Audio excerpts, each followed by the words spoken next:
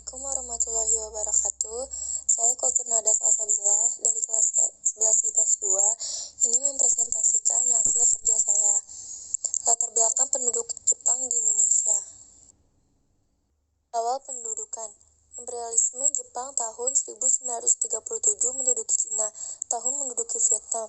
Tanggal 8 Desember 1942, Jepang menyerang pangkalan Amerika Serikat di Pearl Harbor.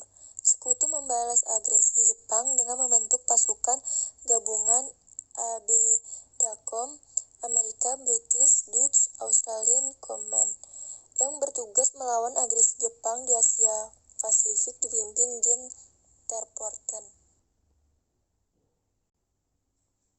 Perjanjian Kalijati. Belanda menyerahkan wilayah penjajahan atas Indonesia kepada Jepang tanpa syarat di Kalijati, Jawa Barat, tanggal 8 Maret yang disebut Perjanjian Kalijati. Pemerintah Jepang di Indonesia. Jepang membentuk pemerintah militer yang terdiri dari pemerintah tentara ke-16 AD dengan wilayah Jawa dan Madura pusat Jakarta, pemerintah tentara ke-25 AD dengan wilayah Sumatera pusat Bukit Tinggi, pemerintah armada AL dengan wilayah Kalimantan, Sulawesi, Nusa Tenggara, Papua, dan Maluku pusat di Makassar. Ketiga wilayah pemerintah ini dipimpin kepala staf dengan gelar Gunseikan. Belakang pendudukan Jepang di Indonesia. Restorasi Meiji yaitu program pembaruan pemerintah Jepang. Keinginan Jepang menguasai Asia. Jepang ingin menjadi negara industri. Jepang anti terhadap imperialisme Barat. Tujuan Jepang menjajah Indonesia. 1. Indonesia dijadikan sumber memperoleh bahan baku. 2. Rakyat Indonesia untuk dijadikan kekuatan menghadapi sekutu. Dampak penduduk Jepang di Indonesia. 1. Bidang ekonomi. Struktur ekonomi rakyat Indonesia rusak. Jepang memonopoli hasil bumi. Diadakan pergerakan untuk memenuhi kebutuhan perang Jepang. Diterapkan sistem autarki. Rakyat di semua daerah harus memenuhi kebutuhan sendiri. Jepang memonopoli kekayaan alam Indonesia. Selanjutnya ada bidang pendidikan. Pendidikan mengalami penurunan, jumlah sekolah pun semakin berkurang. Beberapa sekolah yang ada saat itu, sekolah umum, SR lama belajar 6 tahun, SMP lama belajar 3 tahun, SMA lama belajar 3 tahun, sekolah guru 2 tahun, sekolah guru 4 tahun, sekolah guru 6 tahun. Dan dampak kebudayaan. Bahasa Indonesia aktif digunakan sebagai bahasa pengantar. Bahasa Belanda dilarang digunakan. Terbit koran berbahasa Jepang dan bahasa Indonesia. Film dengan bahasa Belanda dilarang.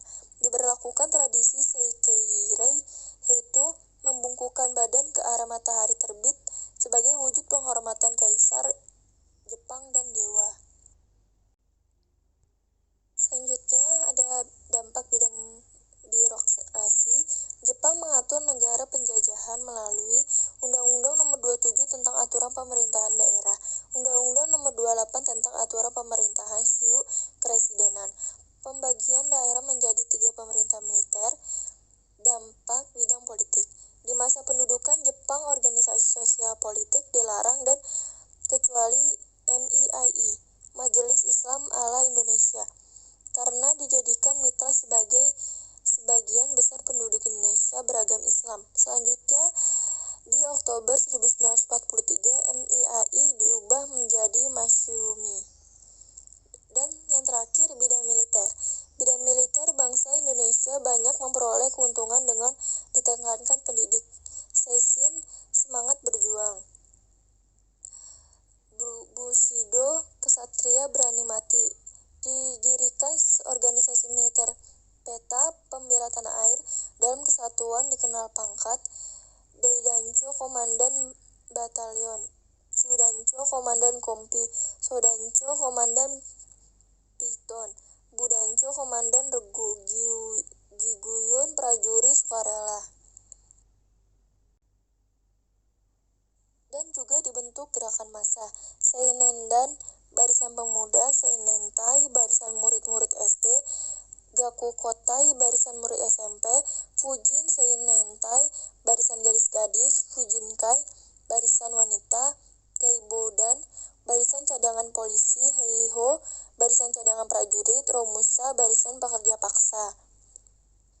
Sekian presentasi dari saya, kurang lebihnya mohon maaf. Wassalamualaikum warahmatullahi wabarakatuh.